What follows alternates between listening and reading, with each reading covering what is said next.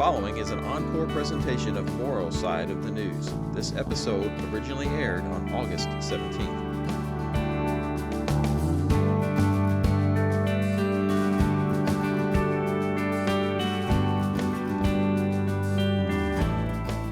Hello and welcome to Moral Side of the News, our weekly discussion of today's top stories from a moral, ethical, and religious point of view.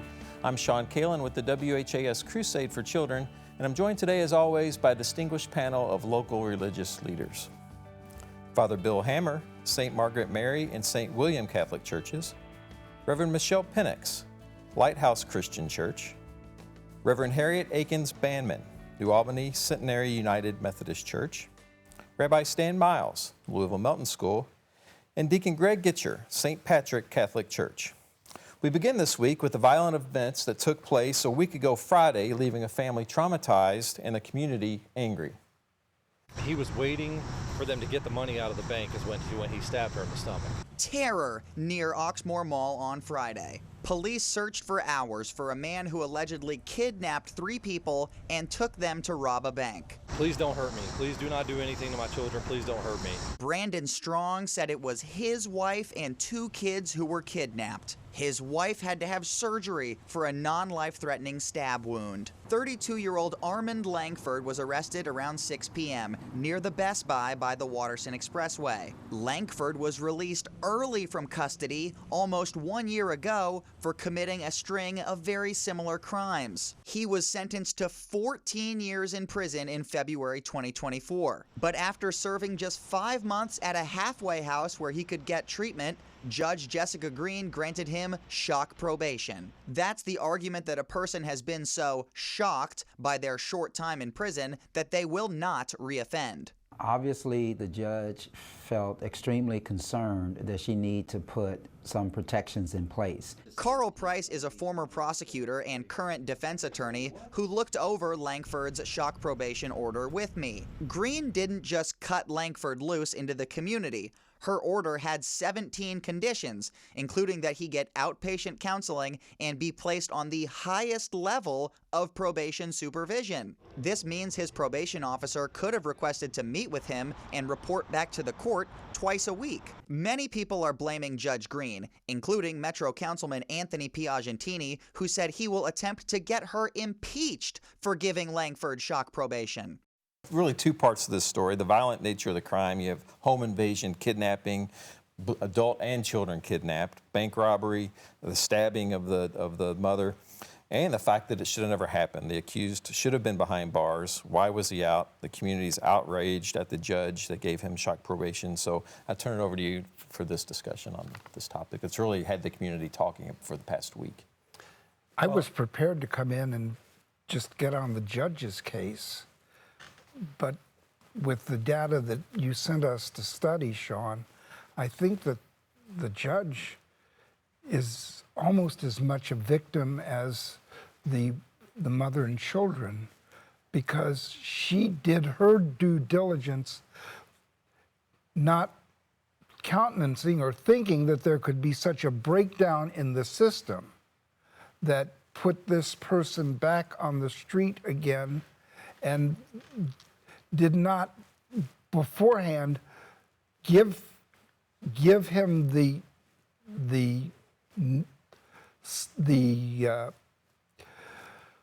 help to turn himself around, give him that direction. Not at all. I mean, she did her best. I think I'm rather distressed with what the councilman did, because I think that he was just grandstanding. Well, and I think first, as always, our heart goes out to the family, the victim of this terrible crime. I think the words used in the story were terrorizing and how fearful, and, I could only imagine that is your worst case scenario, to be at home with your children and have somebody come in and use a knife. At the same time, I think it causes us to stop and look at a couple of different issues. One being just the state of our criminal justice system altogether. I think that you know, the point you bring up about the judge and what she did is absolutely valid. I think that, you know, I'm reminded in the Bible where it tells us who builds a tower without considering the cost first. And I think our criminal justice system has expanded so much that very often all of the pieces are not there to be supportive of the way we want it to be. 17 conditions from a judge means that we needed a lot of people involved to make sure that this man did not slip through the cracks and reoffend. And it looks like the piece that was missing had to do with the conditions of his parole. I read in the article as well, or in the story, about even saying he had to agree to follow by the rules of his mom, which kind of tells me that, you know, she had voiced concerns about her son and his mental health or condition. And you know, there, by the grace of God, I think goes all of us who have ever raised children at some point or time. So I think it calls that into play. But then also I think, you know, we always have to be careful with our council leaders, all leadership, and just slow to react, quick to listen, slow to react, not just to say immediately, this is what needs to happen. Take a chill pill, as the kids are used to. I'm not that cool anymore. But, you know, step back, think about the whole case, listen, and then make a determination. Well, we probably don't have the whole case, obviously, in front of us right this minute. But I do hope that there'll be a review. And particularly, what was going on with the meeting with the probation officer, what was going on with the meetings with the mom, what was going on the week before all this happened. Because I don't think he woke up that morning and chose to do what he did. I'm sure there was a whole progression and breakdown that was happening. And why wasn't that picked up on in the system that's supposed to be in place? And that's the review that I'm waiting for. Part of the perspective I bring is that this was on my turf. Mm-hmm. The bank was robbed literally diagonally across the street from our church. And I was commenting to you when we were showing the pictures on there, the big full-length picture of him walking, that's our property. Mm. That picture was taken by our cameras on our church.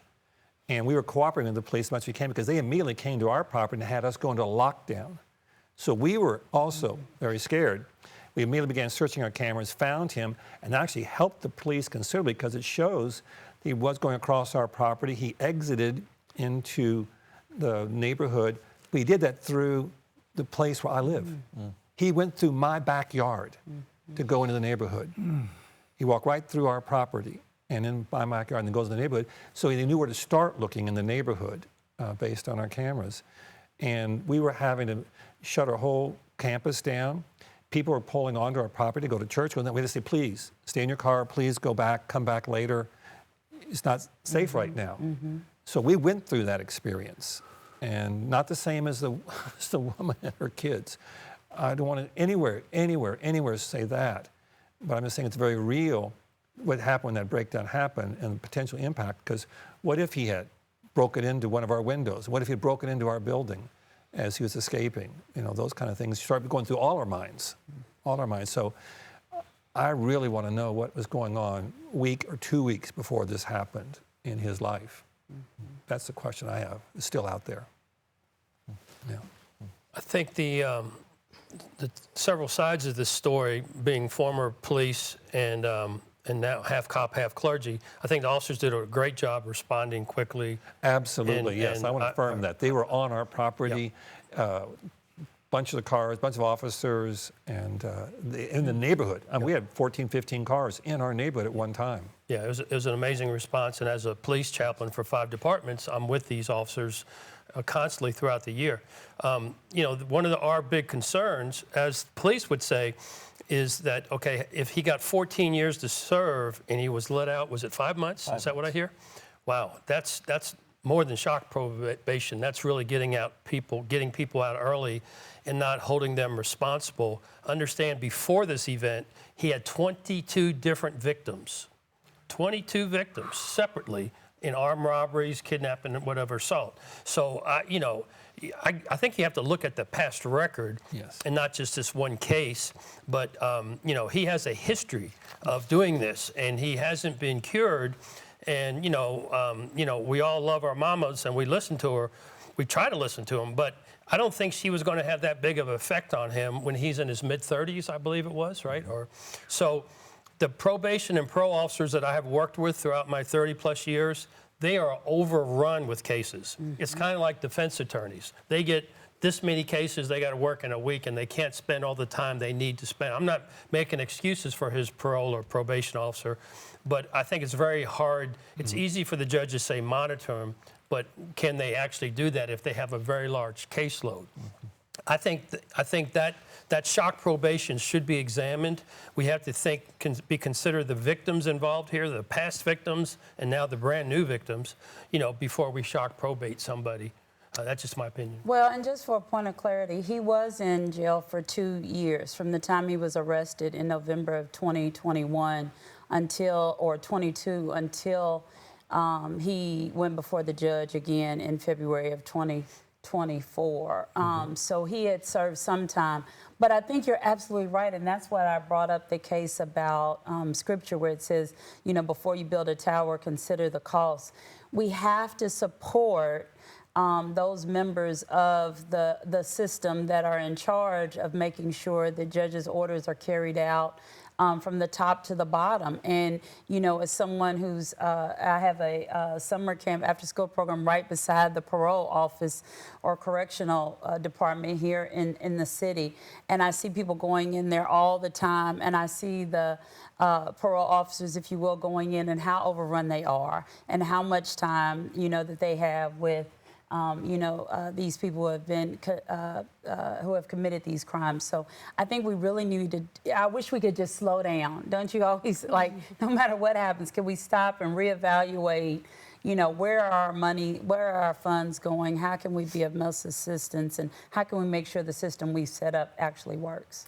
And how can we make the system healthier without then getting distracted of pointing fingers at, oh, that was your job or you're the fault? You know, where are the links that are weakened and how we shore them up? Because what happened to that family, and also to you, Father Bill, and your church family, is that fear grabs fear.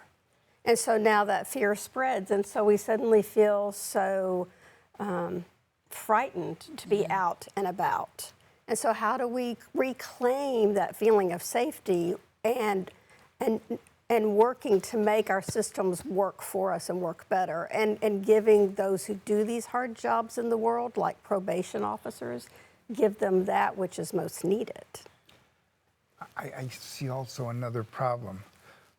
What is being done not only for the mother and the children, who I cannot imagine the level of their PTSD, but also the 22 people who were assaulted by this guy prior to the shock probation. When he was let out, did they have any notice that he was back on the street again? And what is their mental health going to be until there is a resolution of this situation and this perpetrator is no longer on the street? It's a lot of discussion, and I think House Bill 5 was put in place after, was enacted in the law after, and it would have prevented him from getting out on shock probation, my understanding. So I'm sure the topic will continue to be in the news. And we'll move on to another tragic story that happened just Wednesday of this week, the bus stop shooting that took the life of a young mother on Wednesday. We're getting another report of a shooting at 930 West Chestnut, 930 West Chestnut. 3 shots fired at the bus stop, 1 person on the ground. A fatal morning in a West End school zone, 10th and Chestnut. You don't get through something like this as a young person. This is something that changes you forever. Police are searching for this suspect who allegedly fired fatal gunshots at a young woman walking to a bus stop with a young child Wednesday morning. LMPD arrested a 15-year-old this morning, but Chief Paul Humphrey said hours later that he was there, but not the shooter. After that interview, we were able to determine he is not the suspect in this shooting. Humphrey says the woman died at the hospital and the child was not physically hurt. This is the second time in a week that we're talking about this, and it is absolutely pathetic. It's the same area where gunshots were fired on the first day of school. A 15-year-old suspect taken into custody less than a week ago. Both Coleridge Taylor Elementary and Central High School just blocks away. We had officers out here at the bus stop every morning. Today happened to be the first morning that we did not have officers at this bus stop. So just unthinkable, the second time in a week at that same bus stop, just 2 blocks from where we're recording this show right now. So your thoughts on this? Ties a lot to the first story, I think, with the violence. Yeah, and as a matter of fact, in listening to the press conference yesterday, there was a community member who lives there who was really frustrated in her response and question to the police chief saying, you know, the community knew this wasn't over after last week. She said that the community knew that there was an ongoing dispute between some young people and that wasn't the end of it. And she just asked the question again of the systems that we have in place, how come we're not coming together to talk about what the issues are? How come LMPD and the community are not coming together, haven't built those relationships so that we know this is a lingering issue and we're out there for 7 days instead of 6 days, or out there as long as it takes. And that's the part that really goes back to the first part when you talked about, Father Bill, you know, how you felt, and I could hear it in your voice with the robbery last week. And I think about that for the community around there, how they felt seeing that. You know, there's a daycare right there, there's a library right there, there's a high school, there's a church. And the extreme mental toll that takes on those members of the community as well. And the first thing I thought, Father Bill, was, again, scripture, am I my brother's keeper? And one of the things that I'm disappointed by, honestly, in this case is what happened out in your neck of the woods with that robbery, everybody was talking about it on social media. Everybody had something to say. And I think yesterday's case of the school shooting, I did not see that same reaction from the community. I saw a lot of disappointment, a lot of what are we going to do, a lot of hurt and frustration, but I largely saw it coming from the community that was most affected. And I think this is where we have to come together and everybody has to have a voice. Hurt, yes, but also I cannot imagine the level of fear that people have now of just taking their children to school. Well, can they do that without getting killed? Are their children safe once they walk inside the building?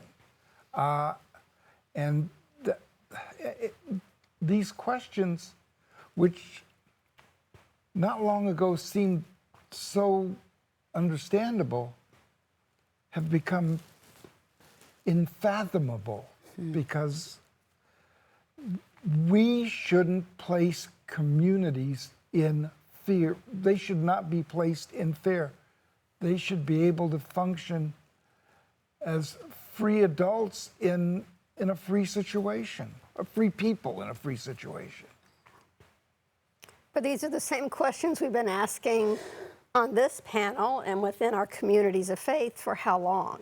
That's what I find so frustrating, is that children continue to go to school with the probability that something like this could happen.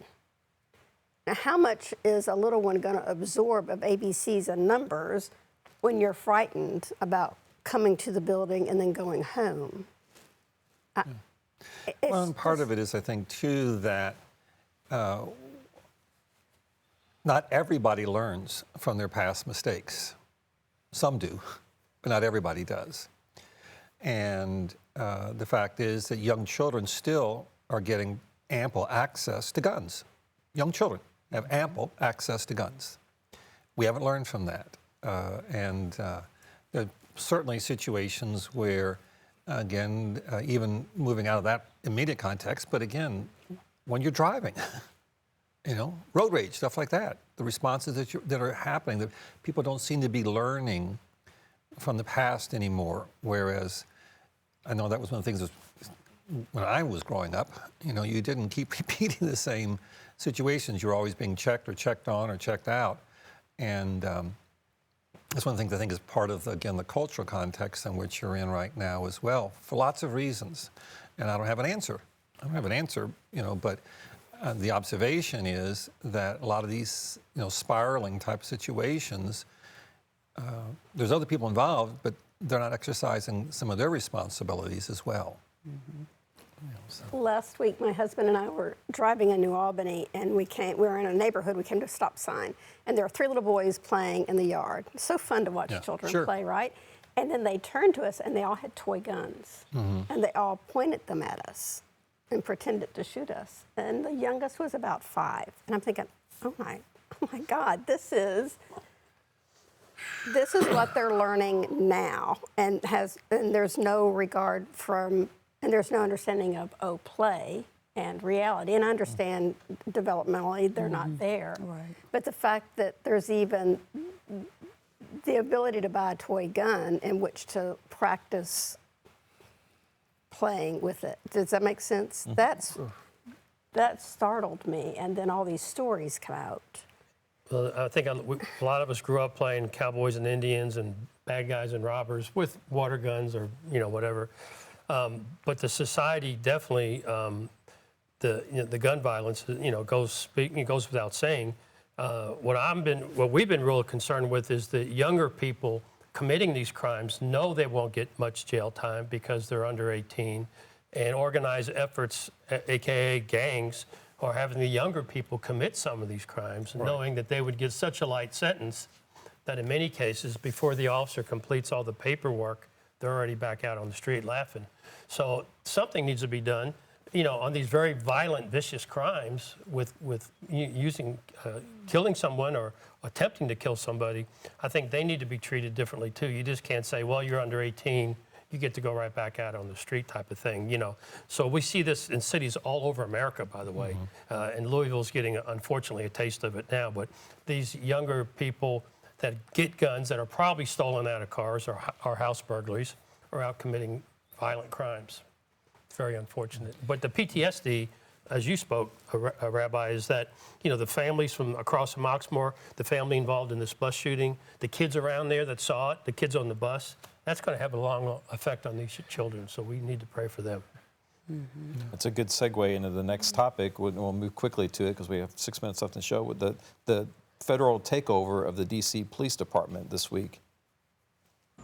This morning, the nation's capital put on notice, awaiting the arrival of hundreds of National Guard troops as the president places Washington, D.C. under federal control. This is Liberation Day in D.C., and we're going to take our capital back. President Trump declaring a public safety emergency in D.C., placing Attorney General Pam Bondi in charge of the D.C. Metropolitan Police, and activating some 800 National Guard troops. Overnight, the Secretary of Defense saying they'll be ready to act. They're going to be proactive. If you take an action or a shot at them, there will be a consequence. We're not going to have National Guards sitting there like this, seeing a crime committed and not do something about it. The Guard is being deployed to assist with law enforcement activities. Guardsmen always have weapons available, according to a U.S. official, but whether they will be armed for these duties is up to their commander.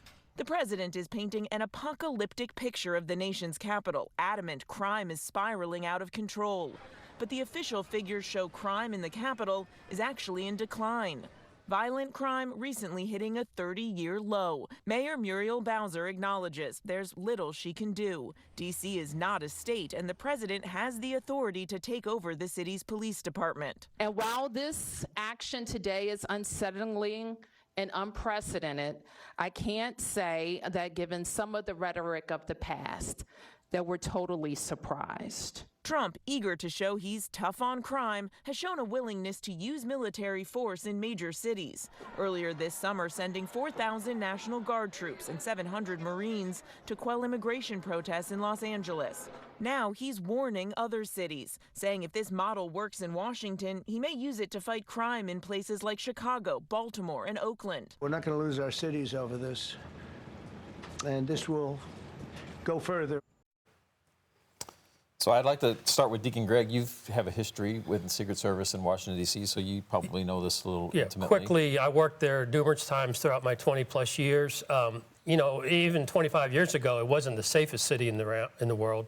And we would go out in groups at night anyway, but we were able to carry guns, which gave us a little, protection. When I've been there lately, and my friends that say it's not, when they get transferred to Washington, D.C., they don't even want their families coming into Washington, D.C. It's so dangerous. The way that, it's reacting is that there's, and that little thing about what the crime has gone down, I think you'll see real soon in these news stories coming out that the police were fudging those numbers. Now, okay, I'm just giving you a warning. I get it on very good sources that they were keeping all the violent crime down and turn it into a lower count assaults so the stats look better. They say Washington, D.C. is worse than some of the worst countries in the world. I can tell you from the 60 countries I worked in, the other countries' capitals are very nice. If you have been to Washington, D.C. lately, you got to be careful where you step off the train on the Metro rail because of people going to the bathroom all over the place. And the crime is terrible. So I think something has to be done. I've never been a Republican or a Democrat, but I think something has to be done, and he's trying to do it. Well, and if I can say the same, I've never been a Republican or a Democrat myself, and I spend a lot of time in D.C. I have a daughter there. Hi, Grace, if she's watching. And I will tell you that my experience walking around Washington, D.C. is really no different than my experience walking around Louisville, Kentucky, in the Russell neighborhood, in the California community, in the Chickasaw area. I have never felt that there was a safety issue. Now, when I talk to my daughter who lives there, she has experienced crime. She has went to her car in the morning to see that it was broken into, and she's seen, the results in her neighborhood and things like that. What I will say, though, is I think this is a little bit of an overreaction. I think it will absolutely show results because anybody who comes in, we used to say this all the time in education, when there was a new principal who came in and said, I'm going to get test scores up and we're going to turn this around and discipline. It always worked in the short term. It's sustainability that is what we care about, and we want to be able to look forward and know that real change has happened. So I suggest using that $14 million in another way to improve programming for young people in the city. But quickly, anyone else? 30 seconds. Are these National Guard soldiers trained and prepared to do police work? Do they know anything what it's like to function as police? I think they're there just to show it, enforce, if they're not even carrying weapons, as the story indicated, they're just there to support the police doing their job. And if one of these trucks pull up and 4 soldiers get out, you might not want to be breaking any more cars on that block, is what I'm assuming. I think it's just a show of force. Okay. Well, one of the interesting things is always that the present party and leadership there has always talked about the importance of allowing local level to handle all things. The federal government should not be intervening, should not be going in, should not be intervening in things that are local, not top down, but let them come from up above. And that's true. And we'll have to end it there. Thank you, Father Bill Hammer, St. Margaret Mary and St. William Catholic Churches, Reverend Michelle Penix, Lighthouse Christian Church, Reverend Harriet Akins Bamman, New Albany Centenary United Methodist Church, Rabbi Stan Miles, Louisville Mountain School, and Deacon Greg Gitcher, St. Patrick Catholic Church. Thanks. Have a good week. Sorry we ran out of time on a great moral side.